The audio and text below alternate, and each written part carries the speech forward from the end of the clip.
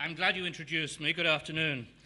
Because those of you with binoculars may be able to read this, but I noticed this morning when I was in the room that while it's a splendid meeting with splendid speakers and lots of life to it, the one thing perhaps this room does lack is intimacy. I was tempted, in fact I will, Dennis will forgive me, just to repeat a remark, because in these sort of circumstances there's this constant question about, can everyone at the back hear me?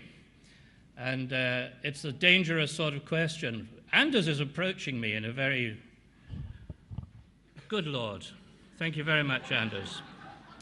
Now, where would we be without Anders? He told you all at the back to shut up, and now he's told me how to use the microphone. Thank you, Anders. Never too late to learn. Everyone is a valuable contribution. So people at the back, you see, you say to people, can everyone at the back hear? And someone at the back stands up and says, I can hear perfectly well, but I'd be very happy to trade places with someone who can't.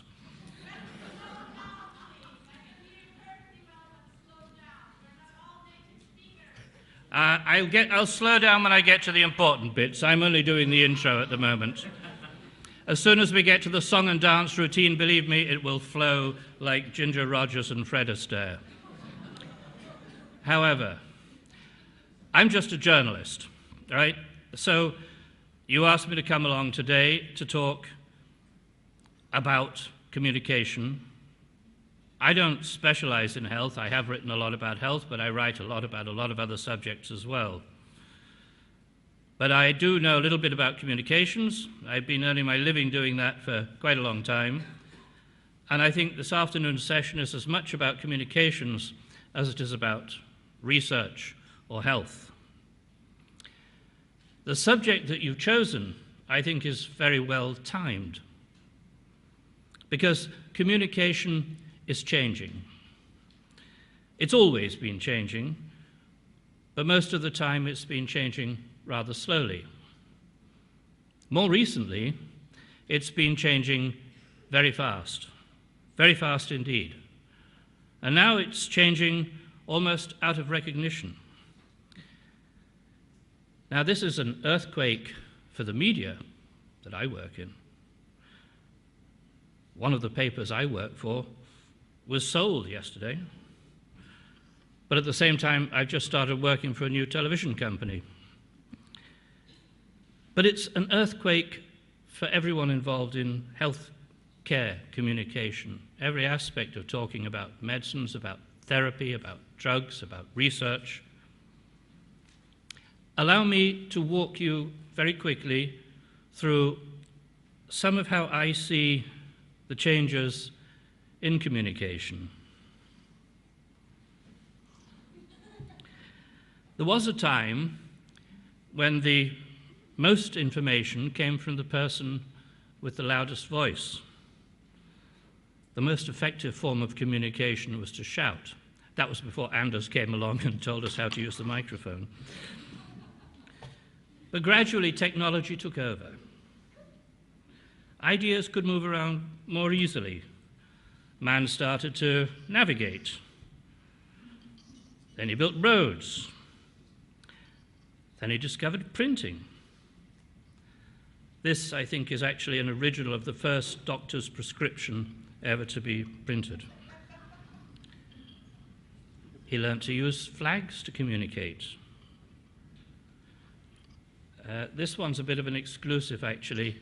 I hope that Nicola won't mind. These are actually the minutes of the first European Patient Forum meeting 300 years ago.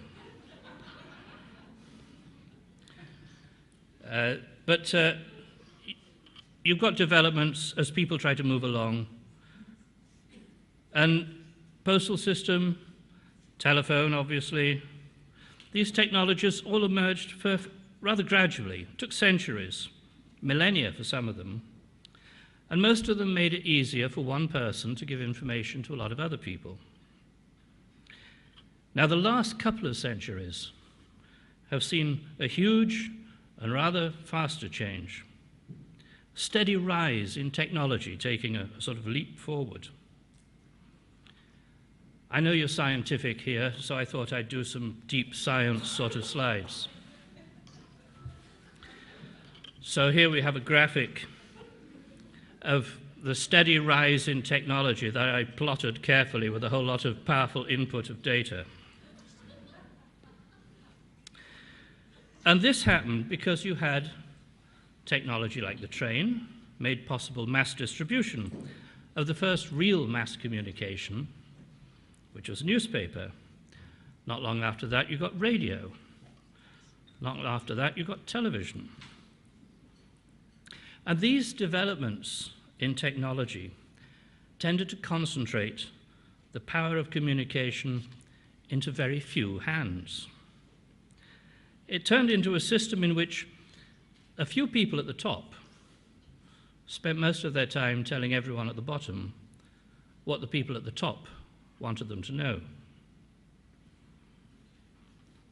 You can sort of see, again, it's carefully plotted on the basis of several years of study. But if you take the top line as being this growth in technology, the bottom line, matching it, is more or less a growth in a monopoly of information, of mass communication, a sort of monopoly of authority. And at the same time, coincidentally perhaps, the healthcare business moved on as well. Having started from witch doctors and barbers, moved on to qualified doctors. The 19th century saw a terrific rise in the technology that was available for health. The result was that high-powered doctors, high-powered researchers, eventually big business in the drug industry, were able to, as it were, deliver the information down the channels of communication that they were familiar with. It was the big beasts in the game that were ruling the jungle. Basically, as many of you know, and as some of you already heard this morning, until recently, the doctor would tell the patient what the doctor chose to tell the patient, prescribe the treatment that the doctor thought was the right one. Maybe the doctor's view was influenced to some extent by research or by the drug industry, but most patients never saw much of that. So you get another line on the graph where the orange one is, as it were, showing the long period of certain passivity among recipients of information. It's true in relation to information generally, and I think it's true also in relation to healthcare. Now, what we've had more recently, after years of even centuries of rather docile patients, is the emergence of another trend. It started perhaps as curiosity, dissatisfaction, sometimes even doubt, disaffection, principally among patients who wondered if they were getting the best deal from being at the bottom of the top-down approach. Sometimes it was patients or their families who were disappointed or even despairing with the standards of care that they were receiving, or with the essentially passive role they had in a rather hierarchical process. Sometimes it was patients with rare diseases who wanted to focus attention on their need for treatment. Sometimes it was people taking part in a clinical trial who wanted to know more about what was being done to them, or even people not taking part in clinical trials and who wanted to know what might be on offer. Sometimes it was organizations with an objection in principle to seeing healthcare run as an industry, or who objected in principle to the monopoly of information about everything from hospital costs, standards, to available treatments, regulatory decision-making about the data about new drugs. The effect, the little tick upwards in the orange line, was a small rise perhaps over the last 50 years or so in a form of activism, even skepticism, even distrust. And then technology took another great step forward, a giant leap for mankind. The internet. You're probably all too young to remember those computers, but I certainly worked on them. But for the first time, communication all types of communication moved on, so it was no longer just the man at the top addressing everyone else. That's more or less the way things used to be. But now, with the computer, you could have interaction among hundreds, thousands, millions of people. Everyone suddenly acquired the power to communicate with as many people as they wanted to. You all know why. You probably all got in your pockets or your bags a smartphone or a tablet, or in a couple of months' time, if Apple comes through, you'll be able to wear one on your wrist. I don't think where they're going to be putting them soon. But the technology has changed the nature of so much, the hardcore material and the software and the way that people use it. The new ways of communicating, blogs, Twitter, Facebook, all of a sudden everyone can take part in the communication game. The result is that the old form of doing things has largely disappeared. It's certainly under attack. No more top-down. Instead, you've got people talking to one another. It's making communication, if you like, more democratic. The monopoly of power over communication has started to crumble. People are sharing. This is the sort of thing they share. And here I didn't just do it myself. I got someone to give me some data. You may all be familiar with it. I was rather surprised how much of it, 30 billion, you can all read that. But a lot of comments on Facebook, billions every month, billions of tweets, billions of comments on blogs and forums. And health is one of the most discussed topics. And 60% of people, as you probably know better than me, look first to the internet for health-related information. Now, I could tell you a lot about how this is affecting the media business, this democratization of information. But what you're looking at today is how does this affect communication about healthcare and research and medicines development. If we put those earlier graphs together, we see something like this. A sharp rise in technology in red, a sharp rise in what we might call people power in orange, but a sharp fall in the authority. As we factor in the technology leap of the last decade and the way people are using the technology, the picture has changed. Now, instead of one powerful source dictating to everyone else can, if they wish, communicate among themselves, changing the balance, changing the previously unchallenged power base. It's these new dynamics that provoke my curiosity about how you see communication on healthcare and research and medicines over the next few years. Wider knowledge is a certainty, because anyone who wants more knowledge can access it with the click of a mouse or by opening an app.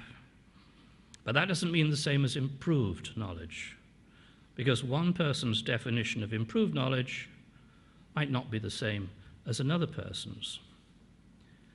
Nor does it automatically mean improved understanding or trust.